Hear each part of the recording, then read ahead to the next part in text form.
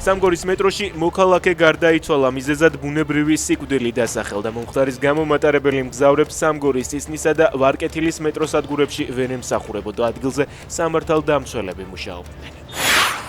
ოცნების მიერ მიღებული ამ გრძელავი კანონები უნდა გაუქმდეს, აცხადებს ვენეციის კომისია. საქმე ეხება უცხოელი აგენტების რეგისტრაციის შესახებ კანონს, გრანტების შესახებ კანონში ცვლილებებსა და სხვა კანონებს, რომლებიც ეგრეთ წოდებულ უცხოურ გავლენას შეეხება.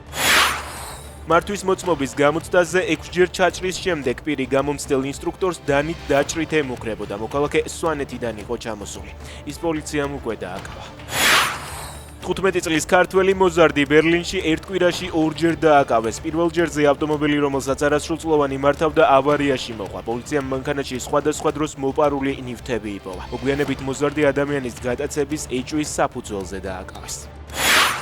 თუ ეს ომი მოკლევადიან პერსპექტივაში არ დასრულდება, მაშინ შეერთებული შტატები თავის მოკავშირეებთან ერთად გადადგამ საჭირო ნაბიჯებს, რათა აიძულოს რუსეთი ფასი გადაიხადოს აგრესიისთვის. ამბობს ამერიკის ომის მინისტრი. პიტ ჰექსეთის თქმით, ამერიკის შეერთებული შტატების ომის დეპარტამენტი მზადაა თავისი წვლილი შეიტანოს ისეთი გზებით, რაც მხოლოდ ამერიკას შეუძლია.